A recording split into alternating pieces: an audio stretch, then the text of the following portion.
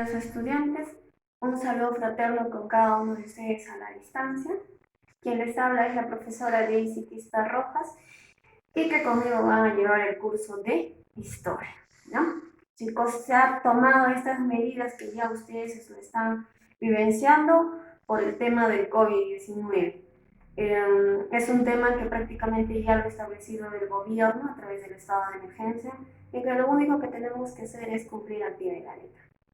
Sin más preámbulos, chicos, voy a empezar con el tema de la primera clases virtuales, ¿ya?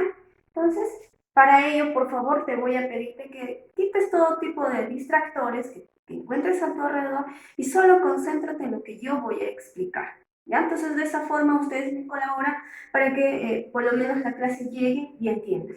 Chicos, entonces, muy bien. Empecemos con conceptos generales de la historia.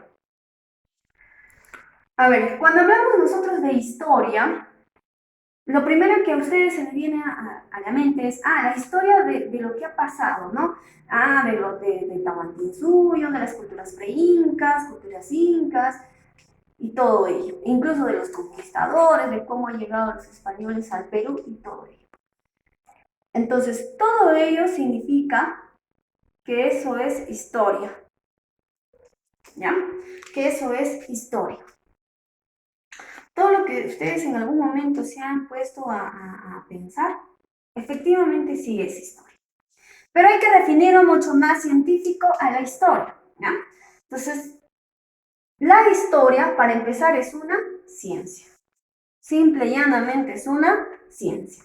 Ahora, ¿qué cosa estudia esta ciencia? Va a estudiar los procesos económicos, políticos, sociales y culturales de una sociedad desde los tiempos pasados hasta la actualidad.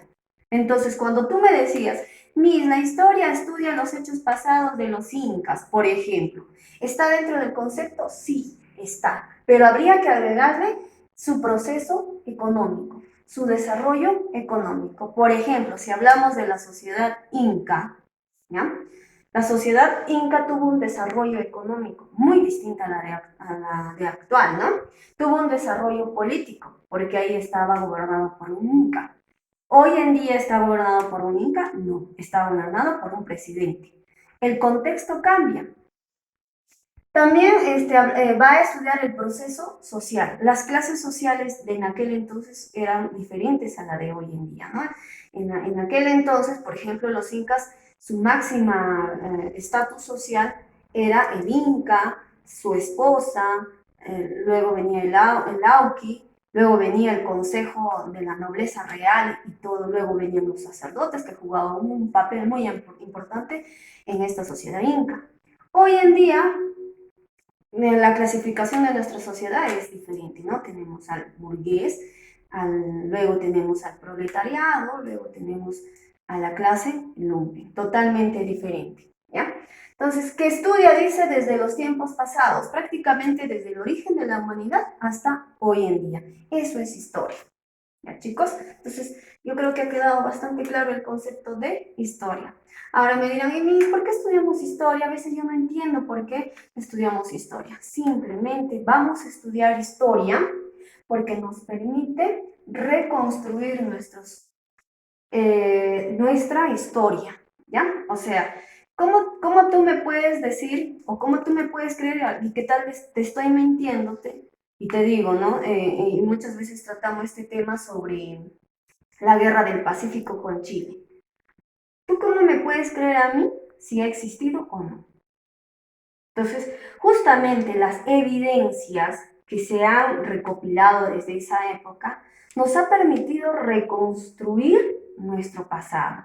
¿Cómo saber si realmente existió Pachacútec? ¿Qué tan ha existido? Simplemente es un ser que alguien se ha imaginado y que lo ha plasmado.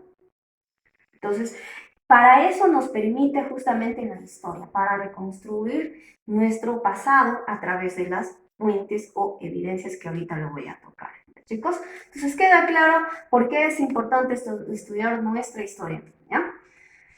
Te decía y te hablaba de las fuentes. ¿Qué cosas son las fuentes? Las fuentes vienen a ser las evidencias que permiten reconstruir nuestro pasado, ¿ya? son evidencias, son recopilaciones de datos que nuestros investigadores o historiadores o arqueólogos peruanos se han dado el afán de reconstruir para reconstruir, valga la redundancia, nuestros pasados, ¿no?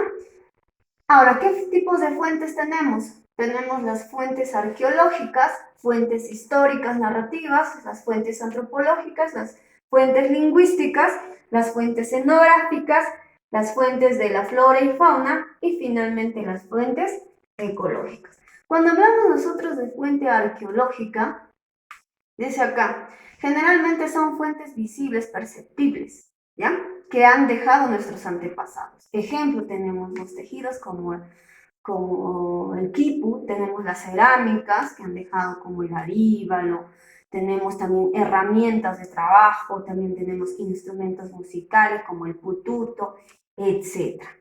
También está el Machu Picchu, el Coricancha, el Ollantaytambo, está el Sacsayhuamán, está Cupisniqui, una infinidad de restos arqueológicos. También tenemos las fuentes históricas narrativas. Estas nos permiten reconstruir nuestra historia a través de crónicas, ¿ya? Tenemos las crónicas, por ejemplo, las crónicas de Pedro Cieza de León. Tenemos actas, por ejemplo, las actas de nacimiento. Por ejemplo, ustedes sería motivo de investigar quién tuvo el primer acta de nacimiento en Huancayo, por ejemplo, ¿no? Luego tenemos las fuentes antropológicas, hombre. O sea, ¿qué quiere decir esto? Que estas fuentes nos permiten recopilar datos a través de músculos, ¿ya? A través de huesos. En un claro ejemplo tenemos las momias, ¿no? Que esto nos permite a nosotros de alguna manera reconstruir de dónde hemos venido o de dónde hemos provenido. Tenemos luego las fuentes lingüísticas.